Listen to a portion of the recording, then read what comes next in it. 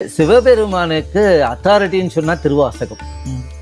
மணிவாசகர் சொல்லுகிறார், ஓர் உருவம் ஓர் நாமம் ஒன்றும் இல்லார்க்கு ஆயிரமாம் நாமம் சொல்லி தெல்லேனும் கொட்டும். மணிவாசகர் வாக்கு. ஆத்ம ஜோதி, அருள் ஜோதி, சிவஜோதி, இது மூணும் சேர்ந்ததற்கு சதாசிவம்னு பேர். திருச்செந்தூரே பூஜாமூர்த்தி.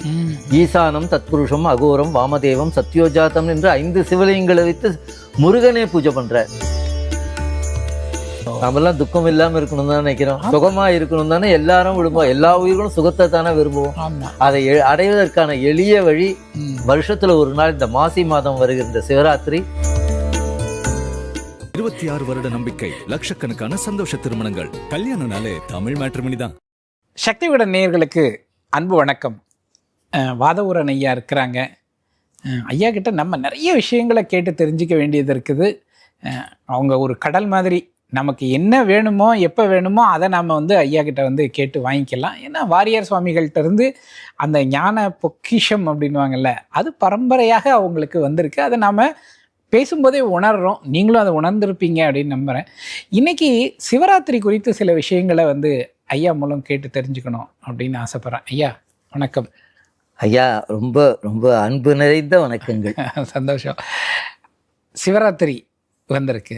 எங்களுக்கு சிவபெருமான் பற்றி கொஞ்சம் தெரிஞ்சுக்கணும், அப்புறம் சிவராத்திரி வழிபாடுகள் பற்றி தெரிஞ்சுக்கணும். சிவன் அப்படின்னா யாருன்னு சொல்லுவீங்க? வாரியார் ஐயா சிவ பூஜையெல்லாம் செய்வாங்களா? அவங்க வீர சைவம். ஓ, கழுத்துல சிவலிங்கம் தரிச்சிருப்பாங்க. நாங்கெல்லாம் 7-8 வயசுலயே திருவண்ணாமலையில பானபத்திரர் மடம் இருக்கு, அந்த மடத்துல போய் சுவாமியெல்லாம் எங்க தாத்தாங்க, எங்க தாத்தாவுக்கு தாத்தா, அவங்க எல்லாம் பரம்பரையாவே வீர சைவம். கழுத்துல சிவலிங்கம் கட்டி சிவ பூஜை பண்ணாம சாப்பிட மாட்டோம். இந்த சிவலிங்கதாரிகளுக்கெல்லாம் என்னன்னா வீர சைவம்னு சொல்றது மட்டுமல்ல, லிங்கம் வேறு அங்கம் வேறு ஆகக்கூடாது. எங்க உடம்போட லிங்கம் சேர்ந்துருக்கணும். நாங்கள் கையில இடது கையில வச்சு பூஜை பண்ணுவோம். சுவாமி சிவலிங்கத்தை வச்சு கீழே வச்சு பூஜை பண்ண மாட்டோம். அங்கம் வேறு லிங்கம் வேறு ஆகக்கூடாது. அதே மாதிரி மறைந்து விட்ட பிற்பாடு இப்போ வாரியார் சுவாமி உட்கார்ந்து இருக்கிற மாதிரி வைத்து அவங்க பண்ண சிவ பூஜையை அவங்க கையிலேயே சிவலிங்கம் இருக்கும். அதற்கு மேலதான் அவங்க சுவாமி சிலை வச்சிருப்பாங்க. எங்களை எல்லாருமே புதைக்கும் போதெல்லாம் புதைப்பது வழக்கம். என் தந்தையார் மட்டும் அதில் கொஞ்சம் வீடுபட்டார். நான் உங்களை மாதிரி மானிகளை புதைக்கலாம், நாங்களாம் சாதாரணமாக எரிதண்ணில் இடும் வாழ்வே, எங்களை எரிச்சிருங்கன்னு எங்க அப்பா சொன்னாங்க. அது இருந்தது. பொதுவாக சிவலிங்கத்தை வைத்து அப்படியே புதைச்சிட்டு அதுக்கு மேலே சிவலிங்கம் வைப்பாங்க. அதனால நாங்கள் சிவம் எங்கள் உடம்போடவே சேர்ந்தது. எங்கள் எல்லார் வீட்லையும் பார்த்தீங்கன்னா எங்கள் அண்ணா பேர் திருஞான சிவம், இன்னொரு அண்ணா பேர் அருள்நந்தி சிவம், சித்தப்பா பேர் மயூரநாத சிவம், எங்கள் அப்பா பேர் திருமாமணாள சிவம். திருமாமணாளன் என்பது விஷ்ணுவை குறைக்கும். எங்கள் தாத்தாக்கு அந்த சைவ வைஷ்ணவ பேதம் கிடையாது. பெரியப்பா பேர் மதுசூதனன் பேர், வாரியார் பேரு பெருமாள் பேர், கிருபானந்த வாரிங்கிறது பெருமாளோட பேரு. எங்க அப்பா பேரும் அதே மாதிரிதான். சைவம்ங்கிறதுனால திருமாமணாள சிவம்னு வச்சிருந்தார். இன்னொரு சித்தப்பா பேர் மயூரநாத சிவம். இந்த சிவம்ங்கிறது பேரோடவே வைத்துக் கொள்வார். Okay okay okay. சிவபெருமான்கிறவர் யாருன்னு சொல்லுவீங்க? சிவனோடு ஒக்கும் தெய்வம் தேடினும் இல்லை என்பது திருமூலர் 3000 ஆண்டுக்கு முன்னாடியே சொல்லியிருக்கிறார். இதுல சிவபெருமானுக்கு அத்தாரிட்டின்னு சொன்னா திருவாசகம். மணிவாசகர் சொல்லுகிறார், ஓர் உருவம் ஓர் நாமம் ஒன்றும் இல்லார்க்கு ஆயிரமாம் நாமம் சொல்லி தெல்லேனும் கொட்டும். மணிவாசகர் வாக்கு. சிவபெருமானுக்குன்னு ஒரு உருவம் கிடையாது, அருவமும் இருக்க. ஆனால் குழந்தைகளுக்கு புரியும்போட்டு இறங்கி வர்றார். கருணையினாலே உருவத்தை அவர் எடுத்துக்கொள்கிறார், நாம கொடுக்கறது இல்லை. அவரால் இறங்கி குழந்தைகளுக்கு அருள் புரியணும்.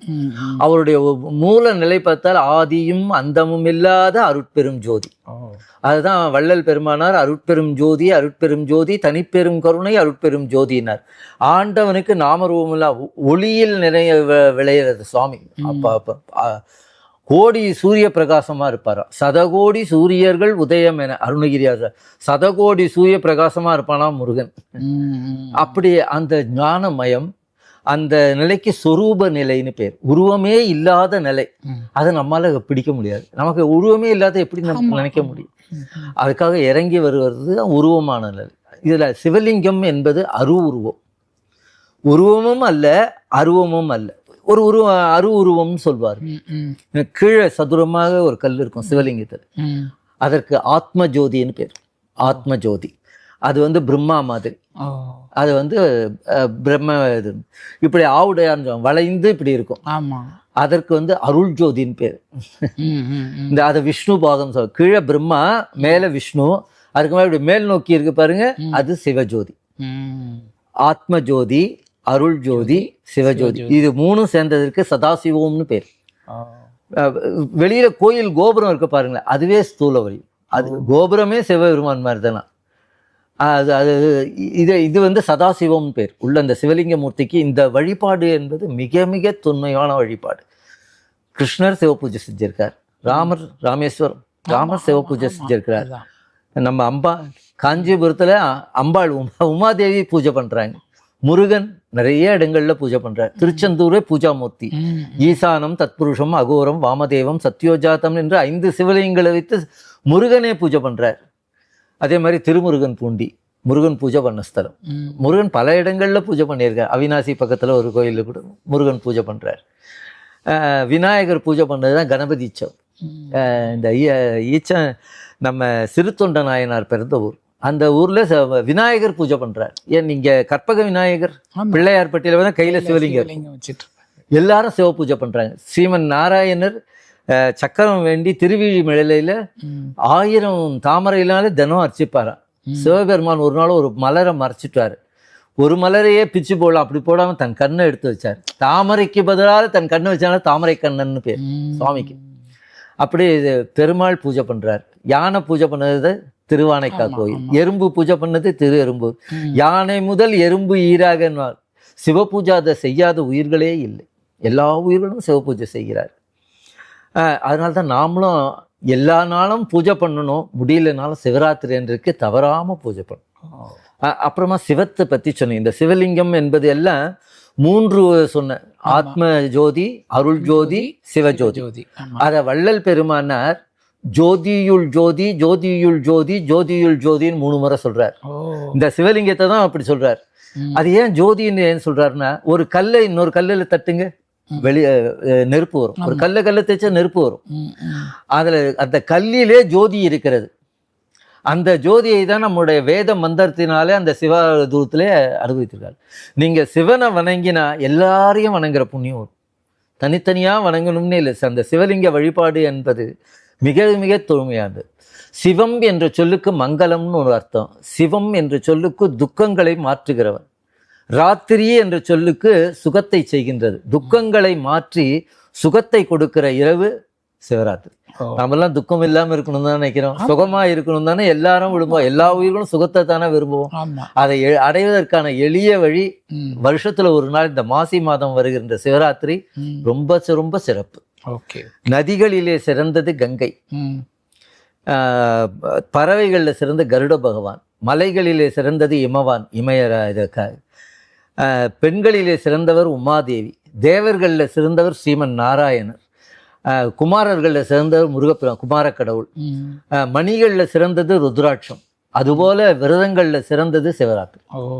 அப்படி அது தனி வரலாறு. இந்த ராத்திரி என்ற விரதங்கள் 2 வரும். நவராத்திரின்னு வரும், சிவராத்திரின்னு வரும். நவராத்திரியை அம்பாளை கும்பிடுறது, 3 நாள் துர்கை, 3 நாள் சரஸ்வதி, 3 நாள் லட்சுமி, அப்படி கும்பிடுறது தான் நவராத்திரி. நவராத்திரி அம்மா பட்னி போட மாட்டாங்க. பொங்கல், புளியோதரை, இன்னொன்னு கண் விழிக்கிற வேலையே கிடையாது. சிவராத்திரி அன்னைக்கு சட்னி கூட கிடையாது, பட்னி. காலையில இருந்து உபவாசம் இருக்கணும்.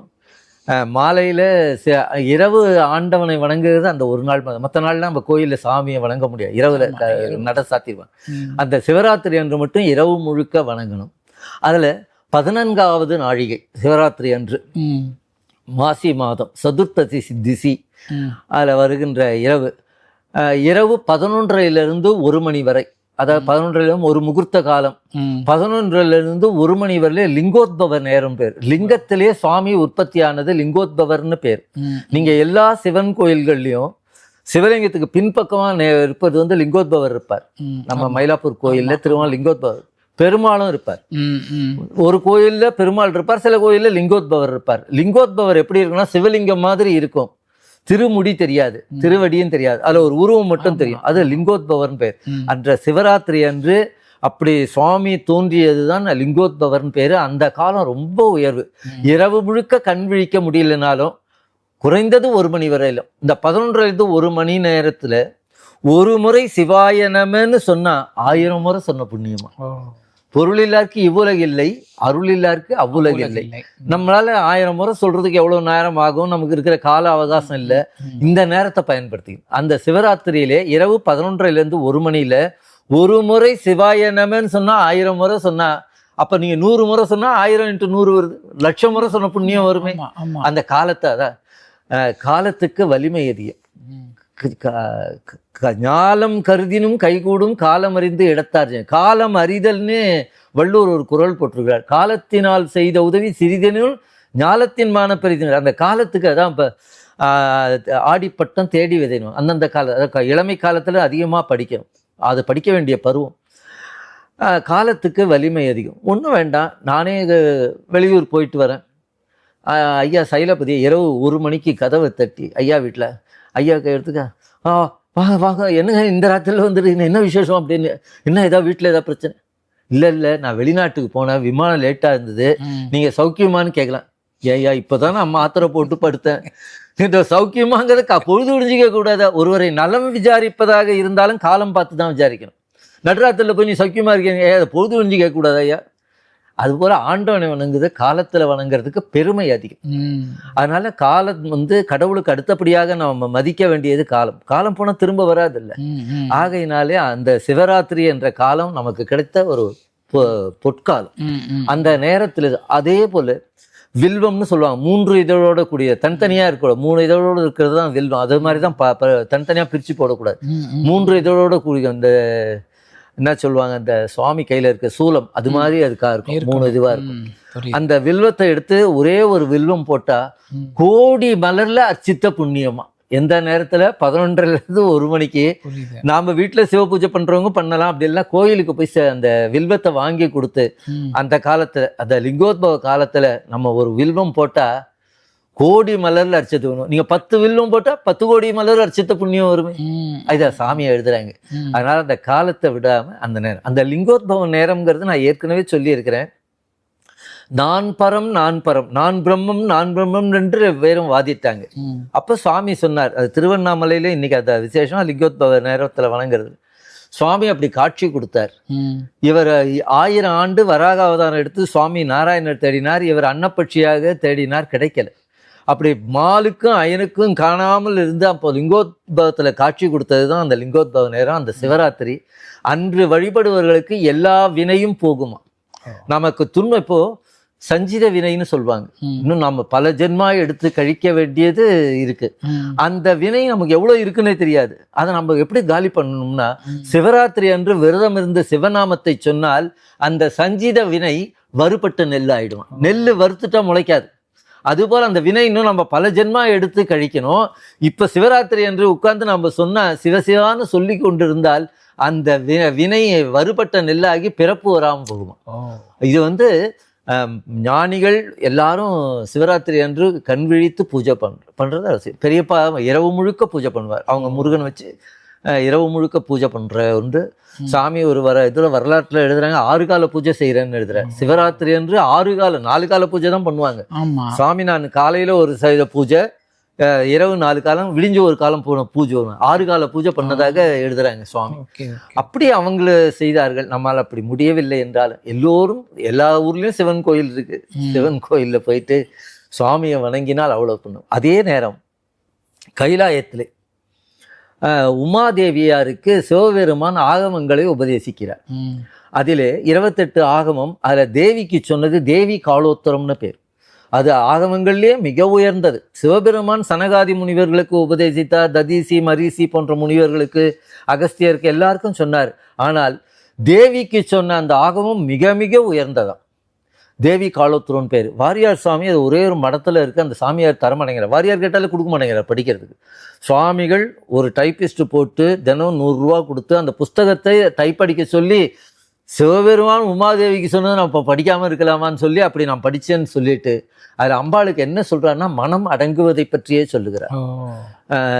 நமக்கு எல்லாம் பண்ணுவான், சித்தியெல்லாம் பெறுவான். சினமிறக்க கற்றாலும் சித்தியெல்லாலும் பெற்றாலும் மனமிறக்க கல்லார்க்கு வாயேன் பராபரமே. எல்லாம் பண்ணுவான், ஆனால் மனசு அடங்காது. அந்த மனம் அடங்குவதை பற்றியே தேவி காலோத்தத்தில் வருதான். மனமது செம்மையானால் மந்திரம் ஜபிக்க வேண்டாம். அப்ப அந்த மனம் வந்து அது அப்ப என்ன சொல்றாங்க, அதை மட்டும் சொல்றோம். ஆனா மனம் செம்மையாறவரும் சொல்லணுங்கிற அர்த்தம் அதுல இருக்கு. மனம் அது செம்மையானால் மந்திரம் ஜபிக்க வேண்டாம், ஆனால் மனம் செம்மையாவதற்கு சொல்லிதான் ஆகணும். இப்ப மேல போனவங்களுக்கு ஏனி அவசியம் இல்லை, கீழே இருக்கணும் ஏனி அவசியமாச்சு. அதனால அந்த மந்திரங்களை அப்பொழுது சொல்வது நமக்கு பெரும் புண்ணியம். அந்த காலங்கள் வந்து ரொம்ப உயர்ந்தது. இந்த உலகத்திலே வள்ளுவர் சொல்றார் இலர், இதுக்கு பரிமேலழகர் உரை சொல்லணும் இல்லை, சாதாரண வார்த்தையில வள்ளுவர் மாதிரி சொன்னவங்களே கிடையாது. இலர் இல்லாதவங்க, வீடு இல்லாதவங்க, நிலம் இல்லாதவங்க, ஆரோக்கியம் இல்லாதவங்க, சொத்து இல்லாதவங்க, இப்படி இருக்கிறவங்க அதிகமா இருக்கிறாங்க. இலர் பலராகிய காரணம். இந்த உலகத்துல இல்லாதவங்க தான் அதிகமா இருக்கு, இருக்கிறவங்க கொஞ்சம் தான் இருக்கிறாங்க. இலர் பலராகிய காரணம், நோற்பார் சிலர், நோலாதார் பலர். ஏன்டா இவ்வளோ பேர் கஷ்டப்படுறாங்க இதில்? ஏன்டா நல்ல விரத நாட்களில் நோன்பு இருந்து ஆண்டவன், நம்ம இதில் சிலது நோன்புனே வச்சுருப்பாங்க, மற்ற கூட ரம்ஜான் நோன்பு இருப்பாங்க. நோன்பு என்பது விரதம். அது மாதிரி இந்த சிவராத்திரி விரதம் மிக மிக சிறந்தது. நவராத்திரி காலங்களில் ஸ்ரீசக்கரம் வச்சு பூஜை பண்ணி அம்பாளுடைய அருளை பெறுவது. சிவராத்திரியில் இந்த நேரம் நம்ம வினை வெந்து சாம்பலா போகுது. நாம் இல்லாதவங்களா இருக்கணும், ஆரோக்கியமா இருக்கணும். எத்தனை பேருக்கு ஆரோக்கியம் இல்லாம இலர் இந்த திருக்குறளுக்கு கனகாபிஷேகம் பண்ணும் வள்ளுவருக்கு. இலர் இவ்வளவு சுலபமா யார் சொல்லியிருக்கிறாங்க? இலர் பலராகிய காரணம், நோற்பார் சிலர், நோலாதார் பலர். ஆகையினால இந்த சக்தி விகடன் மக்களுக்கு பெரிய தொண்டு செய்றீங்க. இதன் மூலமாக பல பேர் சிவபூஜையில கலந்துப்பாங்க.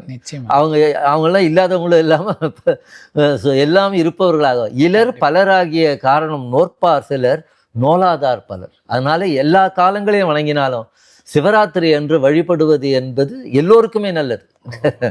இந்த சைவம் வைஷ்ணவம் வேதமே பார்க்கக்கூடாது, எல்லாமே சாமிக்குள்ள இருக்கும். நான் அப்புறமா 6 சமயங்களை பற்றி போதித்தவர் ஆதிசங்கர். ஷண்மத ஸ்தாபகர்னு பேர்.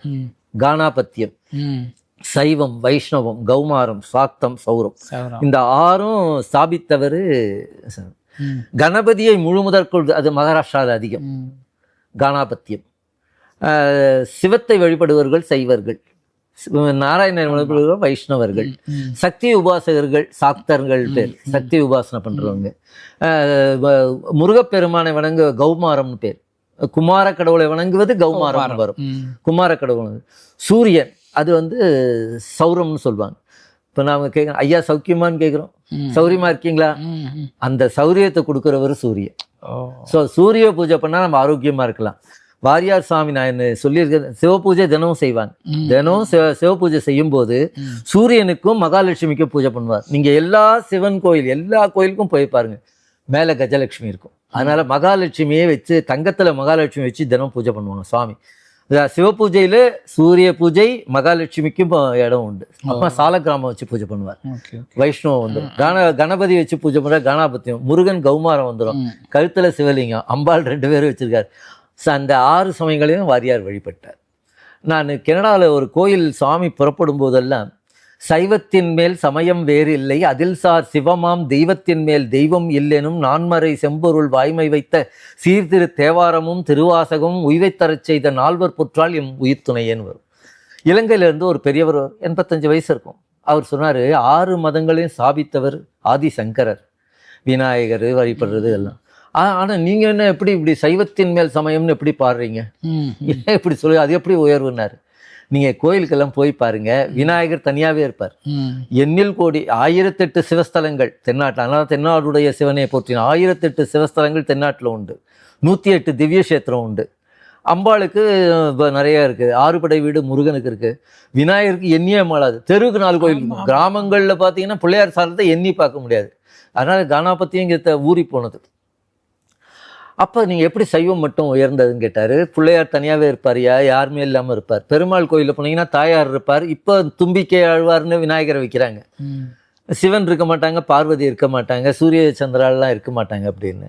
அம்பாள் கோயிலில் அம்பாள் இருப்பாங்க, முருகன் இருப்பார். சில கோயில்களில் சிவன் இருக்கும், இல்லாமையும் இருக்கும். அம்பாள் கோயில் தனியாகவே நிறைய அம்பாள் கோயிலெலாம் இருக்கும். நீங்கள் சிவன் கோயிலுக்கு வாங்க, பழமையான கோயில். இப்போ இருக்கிற கோயில் கட்டுறதெல்லாம் எப்படி எப்படியோ கட்டுறாங்க. பழமையான சிவன் கோயிலில் போனீங்கன்னா என்டர் ஆகும்போது விநாயகர் இருப்பார், கானாபத்தியம் பக்கத்துல முருகன் முதல் இருப்பார். உள்ள போகும்போது அம்பாள் இருப்பாங்க. இங்க கானாபத்தியம் முடிஞ்சது, அம்பாளை பார்த்தா சாக்தம் முடிஞ்சது. சிவபெருமானை பார்ப்பீங்க, சைவம் முடிஞ்சிடும். இப்படி பின்பக்கமா வந்தீங்கன்னா சிவபெருமான் பின்னாடி பெருமாள் இருப்பார். எல்லா சிவன் கோயிலையும் பெருமாள் இருப்பார், லிங்கோத்பவரும் இருப்பார். அப்படி லிங்கோத்பவர் இருக்கிற இடத்துல எதிரிலேயே பெருமாள் இருப்பார். ஸோ பெருமாள் இருந்தாருன்னா வைஷ்ணவம் வந்துடும். புரியுது. இப்படி திரும்பி வந்தீங்கன்னா முருகன் இருப்பார். ஆமா, கௌமாரம் முடிஞ்சது. வெளியில வர வழியில ஒரு பக்கம் சூரியன், ஒரு பக்கம் சந்திரன் இருக்கும். இந்த 6 சமயங்களும் சைவத்துக்குள்ளவே இருக்கு. இந்த டிபார்ட்மெண்டல் ஸ்டோர் மாதிரி அங்க போயிட்டா எதுவும் எல்லாமே அங்கேயே கிடைக்கும், தனித்தனியா போக வேண்டாம், எல்லாம் ஒரே இடத்துல இருக்கு. இந்த 6 சமயமும் சைவத்துல இருக்கு. அதனால சைவத்தின் மேல் வேறு நீங்க வேற எங்கேயும் போக வேண்டாம். இந்த சிவன் கோயிலுக்கு இப்படி உள்ள வந்தீங்கன்னா 6 சமயங்களுமே சைவத்துக்குள்ள இருக்கும். அதனால சைவத்தின் மேல் சமயம் காழ்ப்புணர்ச்சிலாம் கிடையாது. இந்த சிவன் கோயில் இப்படிதான் இருக்கும். நீங்க எந்த சிவன் கோயில் பார்த்தீங்கன்னா அமைப்பு இப்படிதான் இருக்கும். முருகன் கோயில்ல ஒரு சிலர் இருக்கும், ஒரு சிலர் நாராயணர் இருக்கா, இல்லாம போகலாம், அப்படிலாம் இருக்கும். பட் ஆனா சைவன் கோயில்ல இந்த 6 சமயம் இருக்கு. அதனால சைவத்தின் மேல் சமயம் வேறு இல்லைன்னு சொன்னதுடைய நோக்கம் அதுதான்.